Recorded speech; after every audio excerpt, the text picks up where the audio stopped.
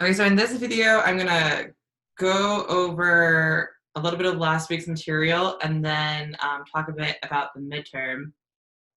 So the first thing, actually, I'm gonna just bring this forward. I want to talk to you about is the bathtub model that we were working with.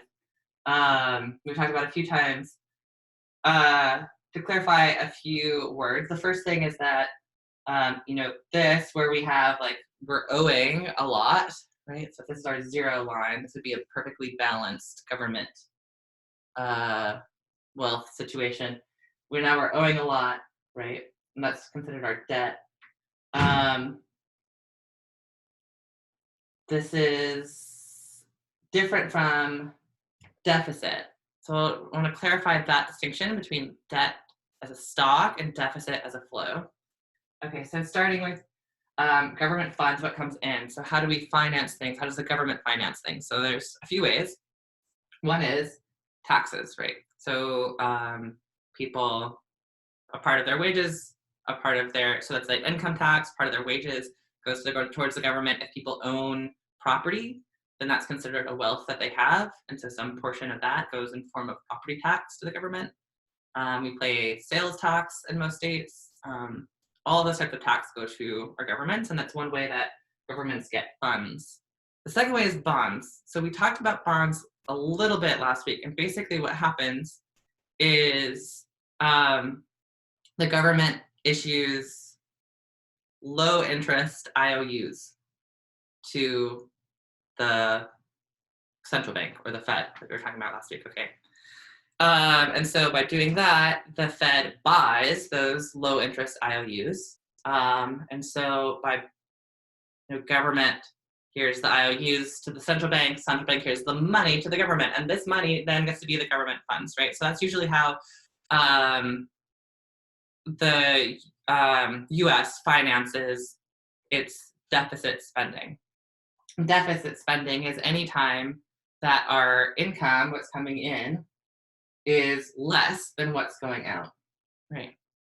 So we're going to ignore that part for a second. As things come in, right, if they're coming in and going out at the same rate, so we have income coming in and our spending is happening at the same rate, then we're going to stay at whatever level we are already. There's not going to be any movement. So if we have massive debt and our income matches our spending, that's called balanced budget. Our income matches our spending, so the same thing is happening. We're staying wherever we are. And that's true whether or not we have debt or wealth. If it's the same, it's not moving, right? So I own a house, I work a job, I spend all my money on other things. So if I work a job, I get a paycheck, and then I spend it all, I still have that house, right? So that's like what's happening with a balanced budget. What happens with, okay, pause, cool. Okay, still pausing at that. The spending that I'm talking about comes in a few forms, but it's mostly, when you think about government spending, right, that's like the paper clips at the White House. This like the things, the actual stuff, the wages of people who are government employees. And that also includes any transfers that the government makes to people. So that can come in the form of WIC transfers, that's the government issuing money to people. It can also come in the form of stimulus packages. So anytime the government releases money to the public, okay, to people. Cool. All right, so we have, right, the US now, massive debt. Cool.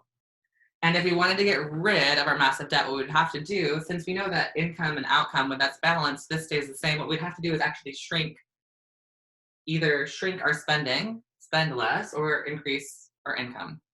So when we're already in a recession or already low, that's called, if you heard austerity, so we were talking about, we had a recession, 2009, whatever, and they're talking about austerity measures. What they're saying is we're in a recession, we're holding a lot of debt, and what we're doing as a nation, what we're doing is we're taxing more, we're increasing our income to the government, and spending less.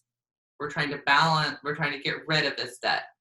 So the idea is that if you have more coming in and less going out, then your debt will slowly dry up, right? And then eventually you're going to have, your wealth grow, right? That's the idea.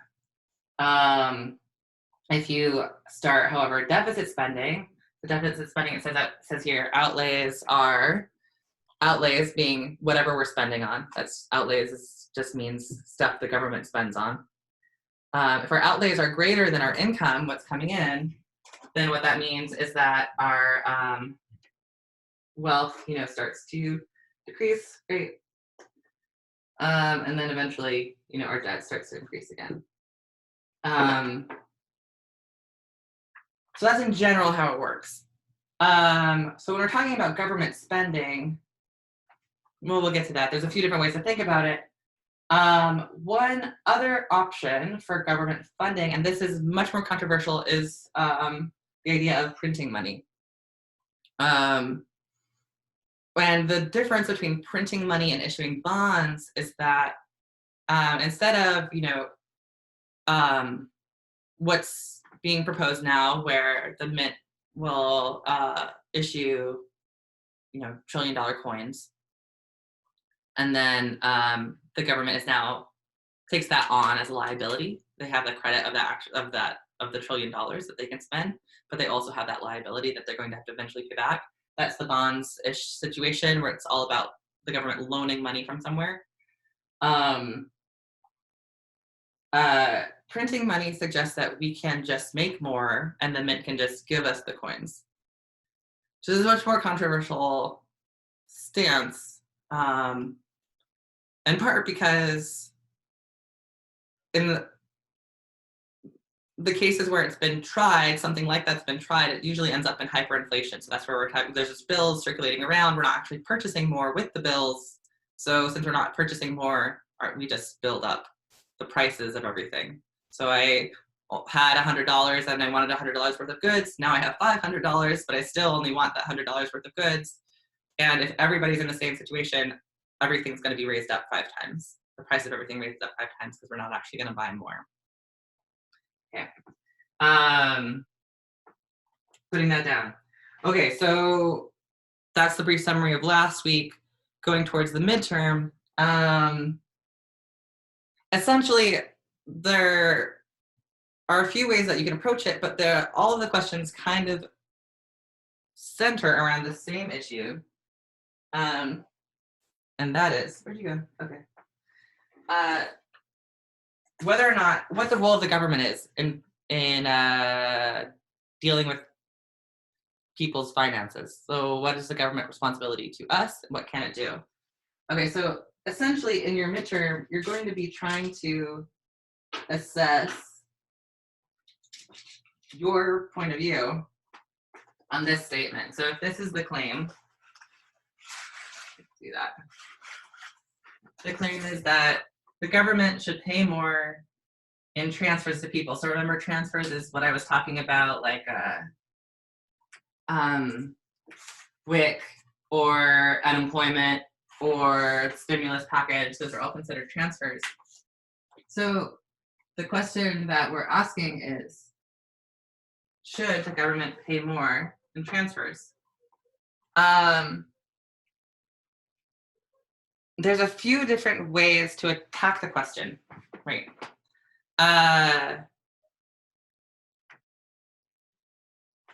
So let's get into them. And there are more than this. So this is what I've got. If you've got something else, test it out either in the week 8 discussion board or send me an email. Or just go for it. But this is, 3 potential ways that we might go. And actually it's gonna have to go up like that. Okay, so the first one is, okay, if we're saying the statement is the claim being made is by at least one actor in all of the readings, potential readings for the midterm, is that the government should pay more in transfers to people. Transfers, in this case, we're talking about the stimulus, we're talking about universal basic income, and we're talking about, what are we doing with Stephanie? Actually, that third one is really just a more general idea of what the government can fund. Cool. So any of these, so then that becomes, UBI, the stimulus package, and then unemployment, electronic benefits transfer, basic income, etc. Okay, just one more for good measure. Okay, so the way that we could approach that question, say, like, do I agree, do I disagree? One way that I might agree or disagree is, first, do I think that that is the appropriate role of the government? Right? Like, do I think that is an okay place to be? So that might mean, like, do we think that the government is caretaker of people, or do we think that the government is is structured to protect the wealthy, or do we think that the government is supposed to be as small as possible and should only have the most limited role? Like, what do we want a government to look like? So part of our answer of whether we agree or disagree with this is going to be, well, what we think the role is. If we think that the government should be as small as possible, then we probably don't want it to be giving more transfers, because that would make it bigger, right? If we think that the government should be guaranteeing human rights, then we might think that it should be issuing more in transfers. If we think that it should not be concerned with human rights and that there are other things that do a better job of it, we think the private markets do a better job of guaranteeing and facilitating human rights, then that might be another way for us to disagree with this argument. Not so much that we don't care about human rights themselves, just that there are other things that do it better. Right? Okay. So if you do take that route, then here's some, because I want to remind before I do that. So with the midterm, you're reading one of the 3 articles that I present there, and then relating it to any of the other readings from the entire class. So if you go this route, here are some suggested readings from earlier in the class that you might use. You don't need all of them, right? Because it's just one of the articles from this week and one of the articles from the rest of the semester. So you might consider talking about Marlene Kim,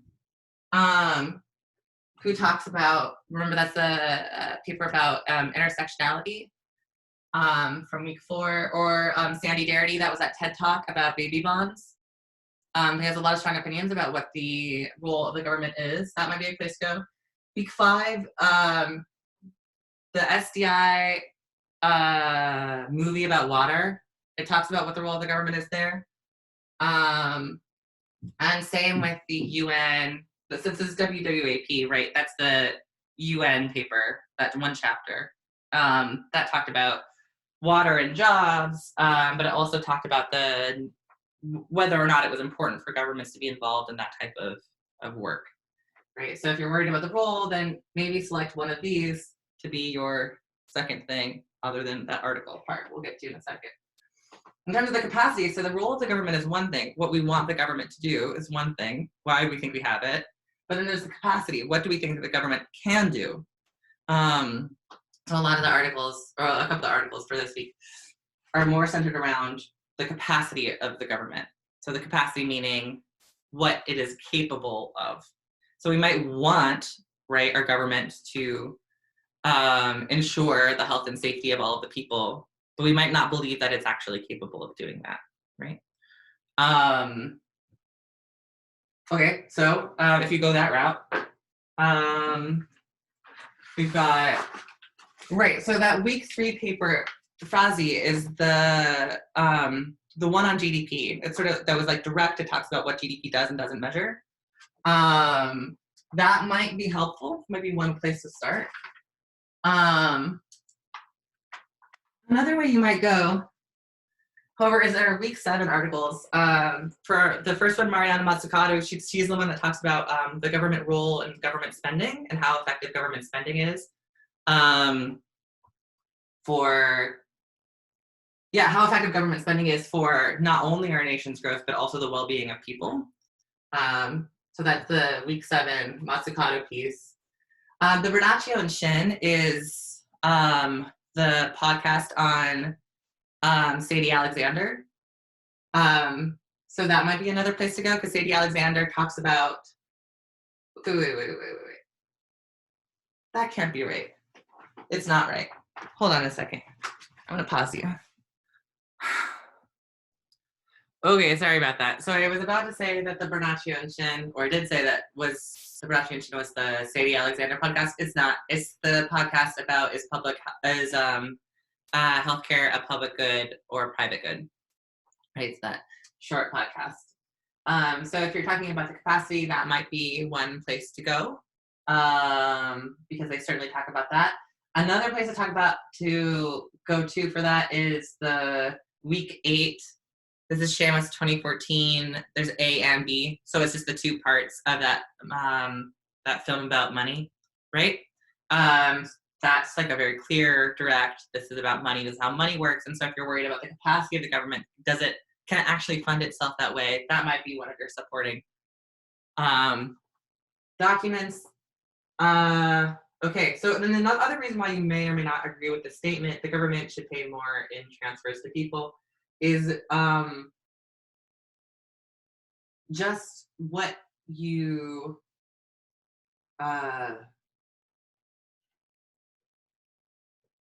want. So there's like the role of what is the role of the government, but also what do we want to have in our economy, in our nation, right? So the should part, is this what we actually want and actually are looking for? So if you want to take that route, some places that you might look to are on week 4, Smith and Garcia. This is Sadie Alexander, right? Okay, so the Sadie Alexander podcast talks a lot about values and what an economy is for, what it's meant to do. So that might be a good place to go. The other place is Fonseca. This is the heterodox economics website from week 5. Fonseca ND, that means no date. There's no date on it. It wasn't published at a particular date, so that's week 5. That was that sort of like dense treatment of methodological individualism. Week 6, network of pluralist economics. I just wrote NPE here, also no date, but that's the only link for the week 6. And that was about that was where we had the different schools of thought. So if you're thinking about what should happen, depending on what school of thought you're looking at, it's going to tell you, like whatever school of thought you researched might have told you what the government should do. So you might want to compare to that. And then I also included for week 7, the Dory Midnight article / the Dory Midnight poem. If something in that poem spoke to you about what we want or need from the government, you could use that. Or if something from that poem you specifically did not like, right? You might be pulling these in because you want to counter them rather than speak for them. Right, so that may be one way to do it. But anyways, any of those would be good ones, and more, right? So like I say, if you're trying something out, I encourage you to post that in that week 8 discussion board. And I encourage you to send me emails too. And remember that I'll be doing office hours every week through the end of the semester. Okay, so I want to talk about, before I end the video, I want to talk about the articles that I'm asking you to look at. So the first one is Davidson 2019. So that's the one, okay, I want to point out, Davidson is the author of the article, but the interview is with Stephanie Kelton. So there's many people talking and being sampled in that article, but the one being focused on is Stephanie Kelton. So when you're writing, make sure that you know, did Davidson say this or did Kelton say this? And Davidson's just reporting what Kelton said. Right, so there's this difference between those two. Stephanie Kelton is a known representative of modern monetary theory, or MMT. And in that theory is the one that says that printing money is an option. So what their belief is if we just inject money into the economy debt-free without any kind of payment system owed back, it will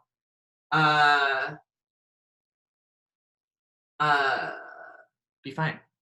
It will just make our economy run better. It will put money into the hands of the people that need it, and there won't be any inflationary pressure at all. So the underlying reason of why they can say that, which is distinct from the other argument that having more money will lead directly to inflation, is uh, that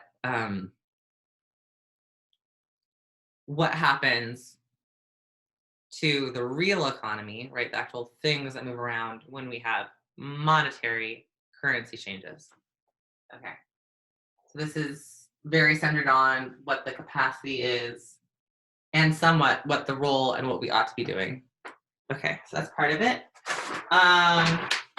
Let's see. Now we've got the second article is DeWitt, 2020.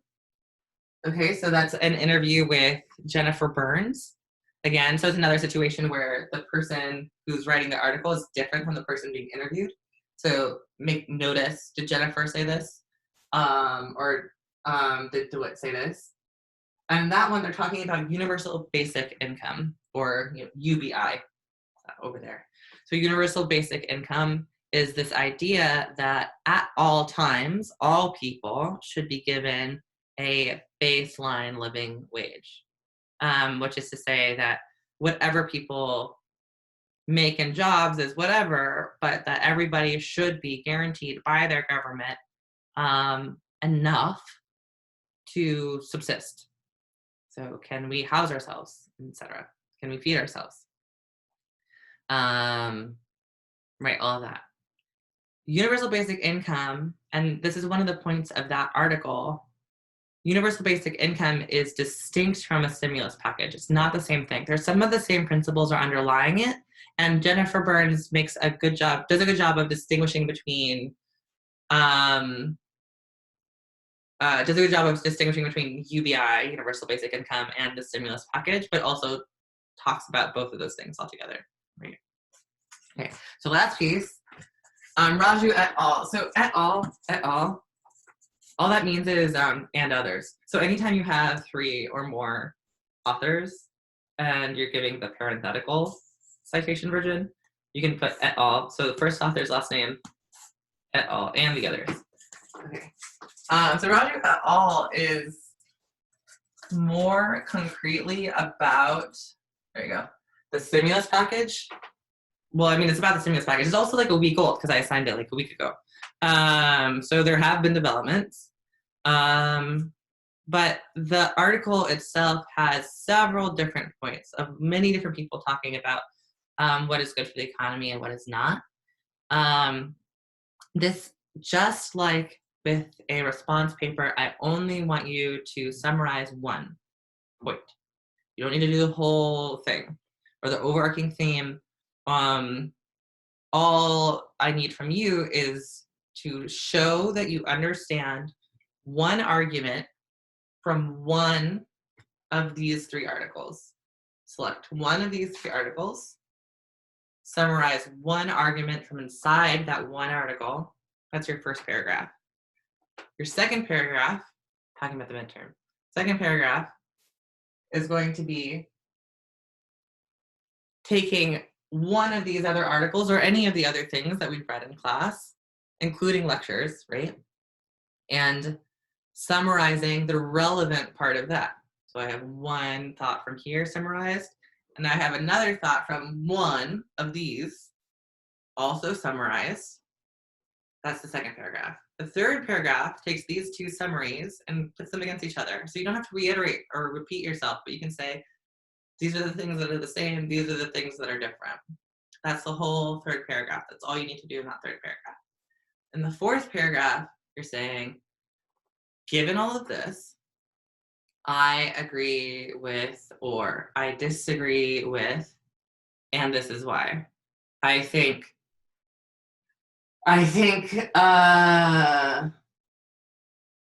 the Seamus films paint a more realistic picture of the economy than Stephanie Kelton does, and I think that because this video reflects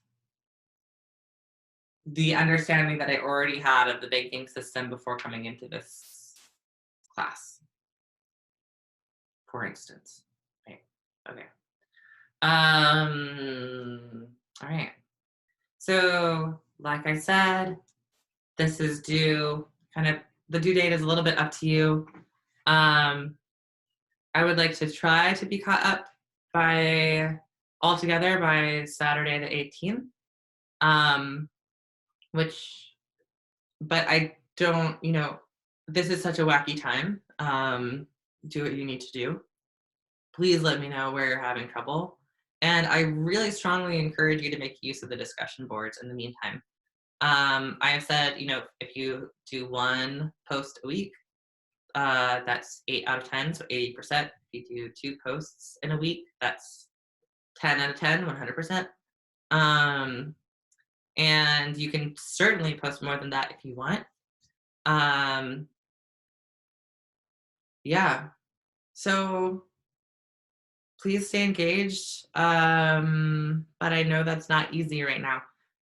But again, this isn't meant to be a huge lift, just slightly more concretized than a weekly response, but essentially the same project, right?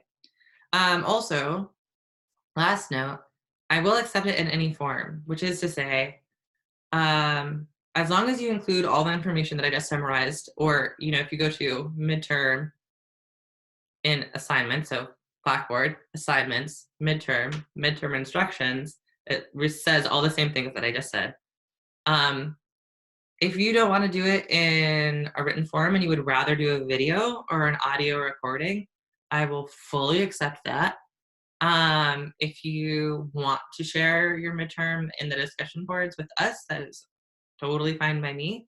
But yeah, let it be interesting, let it be fun if possible. And I hope you're all well. And yeah, let me know what I can do for you.